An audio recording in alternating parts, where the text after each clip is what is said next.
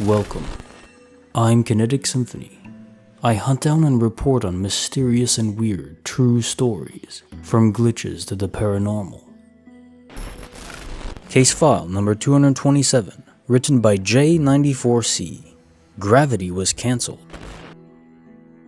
When I was about 17, I was playing football, soccer for my American friends, with my mates in the park. I jumped up to head the ball. I'm a pretty short dude, not exactly the most athletic person, so it's not like I was trying to jump like Michael Jordan or anything. But I can safely say I've never jumped higher than I did that time, either before or since. It felt like I wasn't going to stop. When I reached my apex, I stopped mid-air. It was only for a brief moment, but I felt my body become weightless before I began my descent.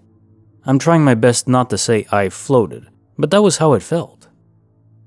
I wasn't even going to try to bring it up with my friends at the time, although it confused me. I knew if I had said anything, they would have just shrugged me off, so I wasn't going to bother. It wasn't until everyone was asking me how I was able to jump so high and stating that they saw me stop mid-air that I started to freak out. Having them all confirm that they actually saw what happened made me think that this was a real glitch. Case file number 228, written by BlumpkinDude. A party in the gym.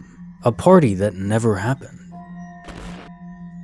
I went to the gym late at night with my then girlfriend, now married, and she went to go swim some laps while I went to the massage chairs.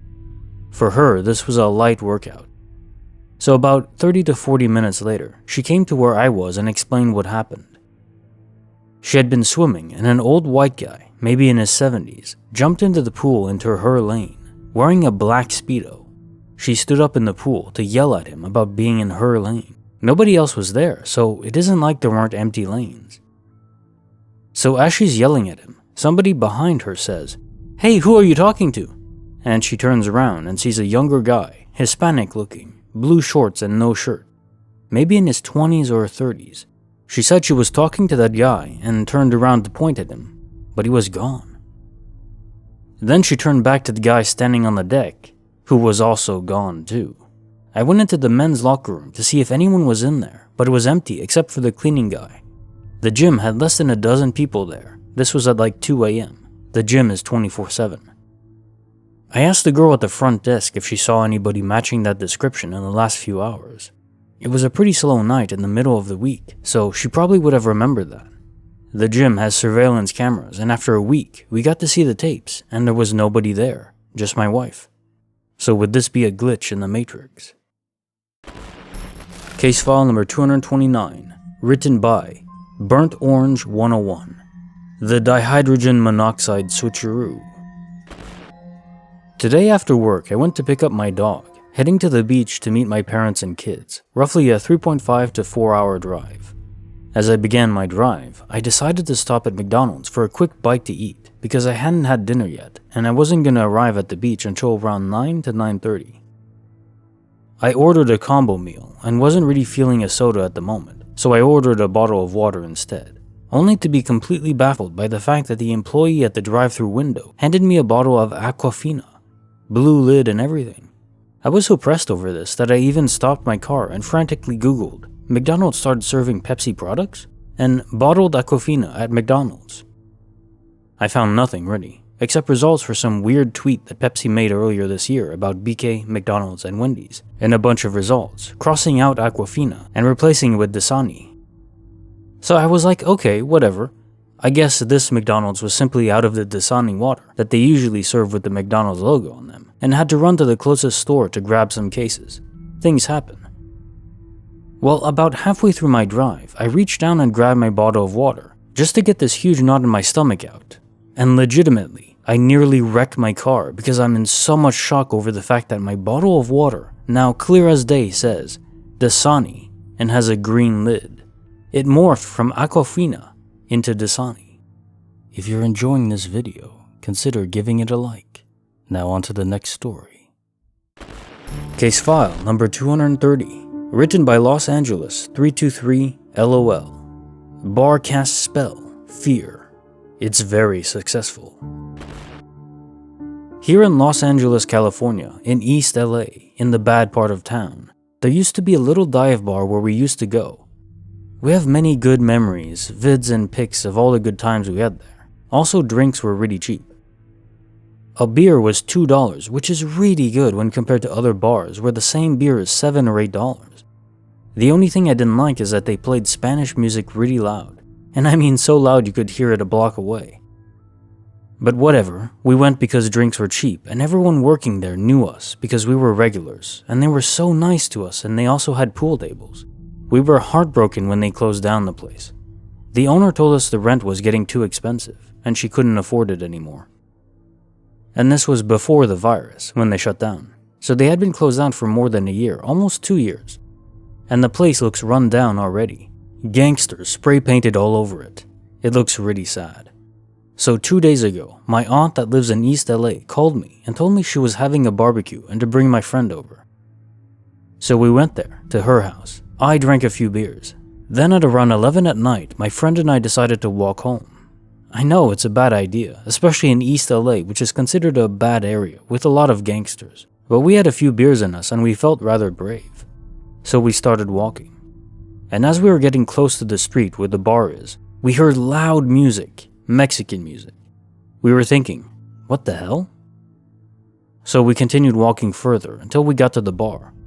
And we almost crapped our pants. We froze. It didn't look run down anymore. It looked like it did 2 years ago when it was open, and we heard laughs and people singing karaoke inside. But I noticed something strange. The door was open, but it looked pitch black. We couldn't see anything inside, which was really strange because usually in that place, you could always see a bluish purplish light in the door because they had a bead curtain in the entrance, so you could see the bluish light coming from the inside. But this time, it looked pitch black, which was freaky. And I was about to step in when my friend pulled me from the neck of my shirt. And I even got mad. I was like, what the hell? This is my favorite shirt, you're gonna stretch it out. She screamed at me and told me, don't go in. And that's when I turned around and it hit me like a ton of bricks. I felt fear. Something told me, don't go in. I immediately felt something very wrong and so much fear. I told my friend, you're right, let's get the hell out of here. We ran home. We got there and were pretty shook up. The next day we went there again. The place looked run down again and dirty. We asked around locals, the people there, if they had been open the night before, and everyone laughed in our face and told us, what the hell are you guys smoking? This place has been closed down for 2 years and it certainly didn't open last night. We both felt so stupid. But we know what we saw and we weren't even drunk at all. We only had 2 beers, so we weren't drunk and we certainly hadn't done any drugs to hallucinate. So what we saw was real. I'm glad I have my friend as a witness. I just think, glitch? Parallel universe? And what would have happened if I had gone in there? Like I said, something stopped me. I felt this resonating fear, more potent than I've ever experienced before. Something warned me not to go in there. Get away. Case file number 231, written by Tepek01. A crash and a call. This happened a long time ago, late 80s. It was a summer before my senior year in high school. My sister was visiting my grandmother, and it was just my mom and myself at home. About 1 a.m., the phone rings. Woke both of us up, because getting a middle of the night call then just wasn't normal. My mom answers, her face instantly showing a bunch of worry and shock and concern. Hangs up, turns to me, tells me my stepfather had called and to get in the car. We have to go pick him up. He'd gone out earlier that night with a friend of his. We went to a friend's house. It's a little bit out into the country. No cars in the driveway, but just the front door is open. Both of the friend's dogs are just laying down in the living room. The porch light and all the lights in the house are turned on. We walk through the house calling for them and get no answer. Dogs pay us no mind. We're only there a couple of minutes when my stepfather pulls up in his van. It was one of those old Chevy cargo vans that had the spare tire mounted in the front. Tire is missing. Front of the van is crushed in more than a little. He and his friend get out of the van and look at us in surprise and shock, trying to find out why we were even there. Turns out they had been in an accident, swerved to miss a deer, and hit a tree. Tire on the front probably saved their lives. They were going to go to the friend's house to call my mom because it was the closest place to where they were and they didn't feel safe enough to drive all the way to the hospital.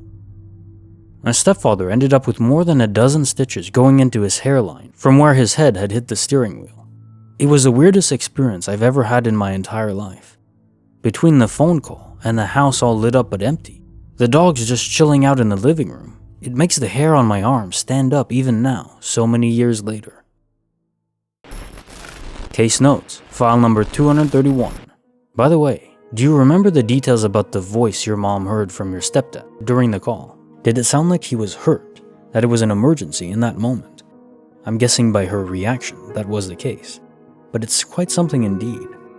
And the friend's house, was he home? Seems odd that the front door was just open at 1 a.m. Did the friend get the call too? The author responded to my comment, saying, as far as I'm aware, she did think it was my stepfather calling, and didn't look particularly spooked, like he didn't sound right or something, just worried and concerned, because he said he'd been in an accident. My stepfather and his friend had gone out for the evening. Don't remember what, why, or where. The friend's house was the closest location to the accident that they felt they could get to safely call my mom, and have her take them to the hospital. We arrived at the friend's house before they, stepfather and friend, arrived from the scene of the accident. The accident was on the country road, and if I remember right, the location of the accident wasn't very close to any other houses or farms or anything like that, so they had to travel a little bit to get to a phone, and the friend's house was reasonably close. We never had any idea why the door was open or the lights were on. It was just one more strange thing on a very strange night.